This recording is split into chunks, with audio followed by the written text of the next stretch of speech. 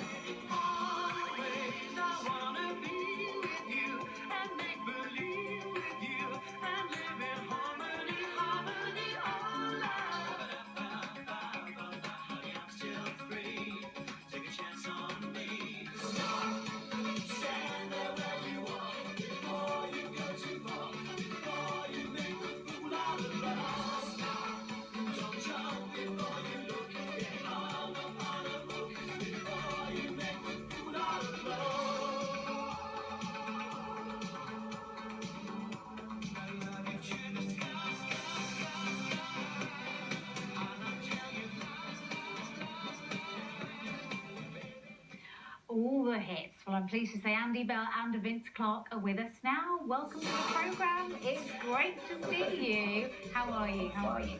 Come and take a seat. Lovely to meet you too. Now, do you two ever slow down? 18 albums and a tour?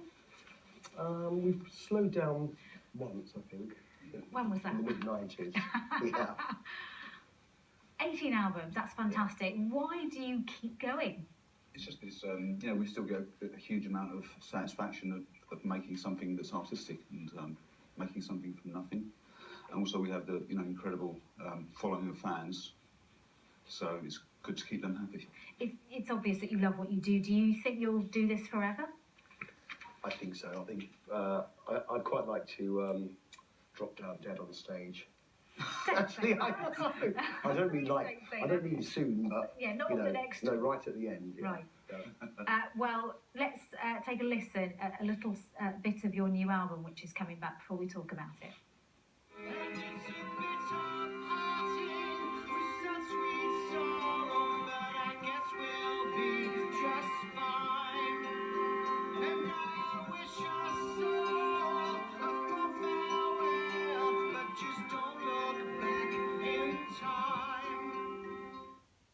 A stripped-back classical take on your last album. Why did you decide to do something a bit different this time? I think the nature of the last album just kind of lends itself to the orchestral versions. Because when Vince was first started working on the music for the album, I thought it sounded quite like a film soundtrack. And is that good or bad thing? No, that's good. I was thinking, like, I got, how am I going to put lyrics to this or sing to this, because it sounded almost like it was done already, and it was Vince's idea to do the orchestral versions. And does your music now reflect more of what's going on in the world socially and politically?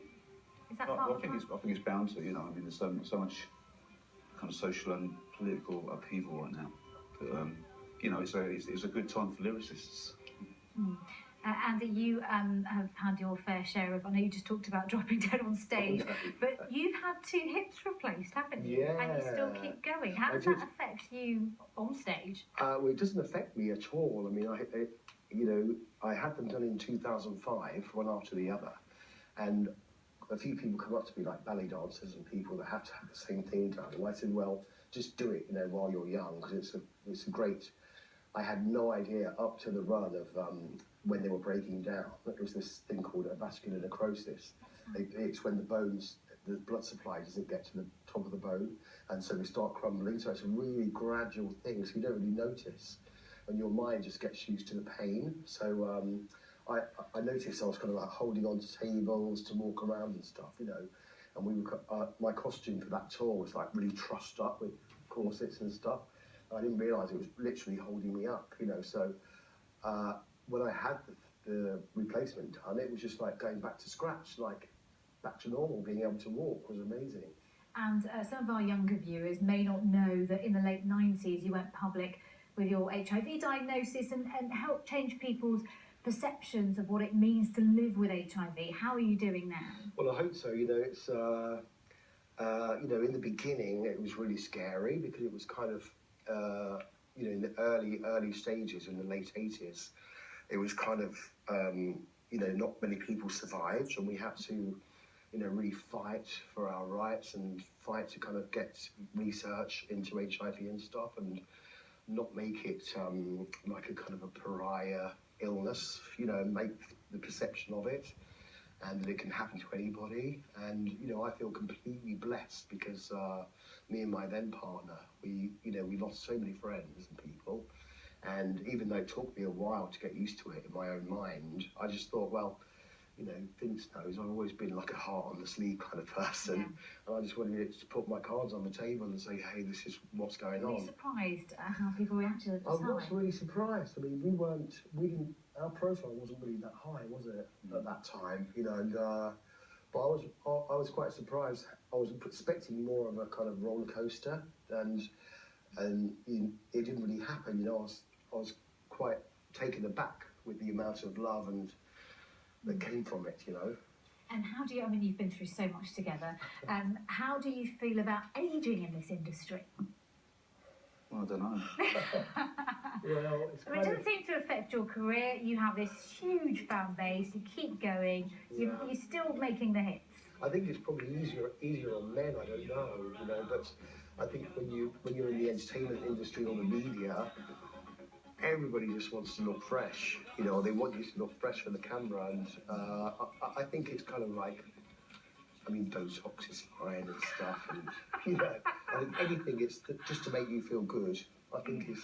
Well, just be happy in yourself. Everybody's different. If it works for you. And what can we expect from this tour? Well, it's quite an extensive tour. Most of the shows were sold out in the UK, which is amazing, and it'll be some theatricals, a bit of dancing from him. Obviously. Yeah. And me looking stone. It's an hour and a half a show. Okay. Yeah, and we kind of set it in the Hamburg red light district. Yeah. Well, we can't wait to see it. Thank you very much for joining us today. Good luck with the new album launch. BBC Newsroom Live is coming.